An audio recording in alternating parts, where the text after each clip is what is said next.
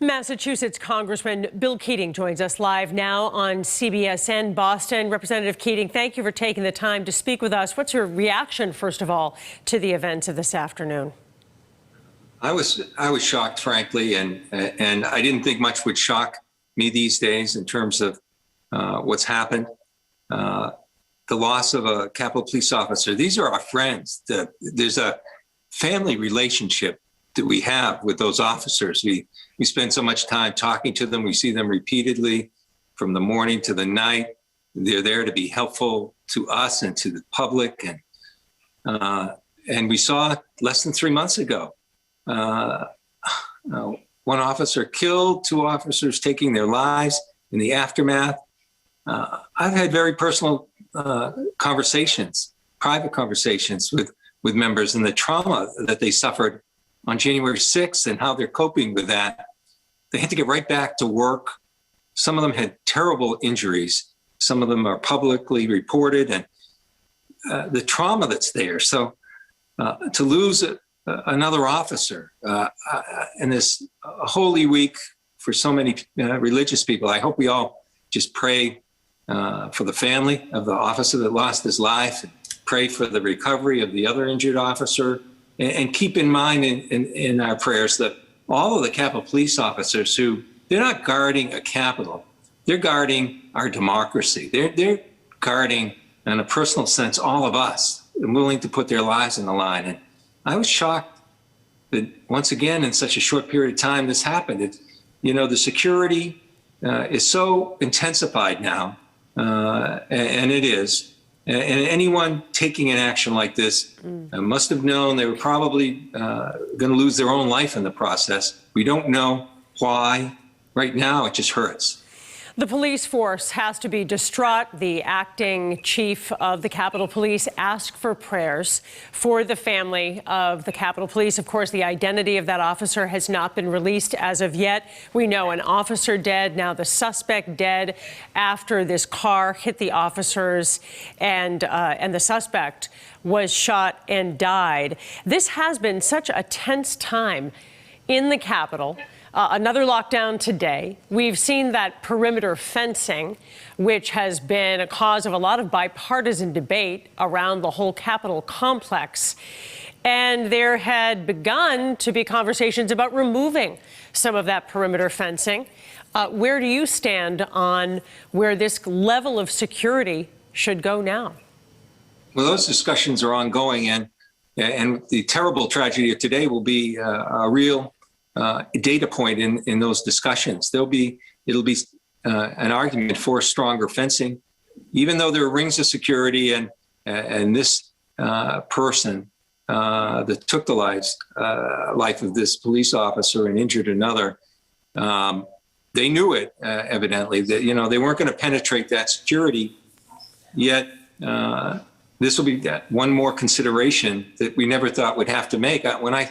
We were all alerted. We have instantaneous alerts, and I saw the alert come up, and it wasn't a normal alert, and I was stunned then as to what was going on. It said no one's to leave the building, don't go near exterior windows. If you're outside, seek shelter. The only other time I heard words like that I can recall were January 6th, and I wondered what was going on. We still have to determine motive. It's an ongoing investigation. But then to hear the shocking news of another police officer losing their lives, another police officer being injured, I hope he recovers, it just is still penetrating. And there are still Massachusetts members of the National Guard who are there, along with, as we're looking at some pictures of other National Guardsmen who are continuing to guard the Capitol. When you heard back on January 6th that their stay had been extended through the spring, did that seem like a long time to you? Did you think, well, that won't be necessary many, many weeks from now, and now here we've had this attack? Well, when you examine issues like as complex as the one January 6th in terms of forensic issues and what has to be done, that doesn't happen overnight. You want to be complete in everything you think about, prepare for things that you never thought would occur. And so that still isn't surprising me. It's ongoing while we really finalize some of these issues.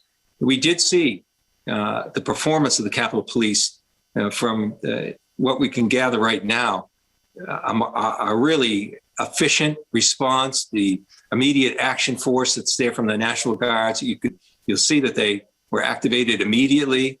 You saw the coordination that was there. There's probably I would guess, one command center that was put into place to coordinate with the Metropolitan Police Force in DC and the Park Police and Capitol Police all working together.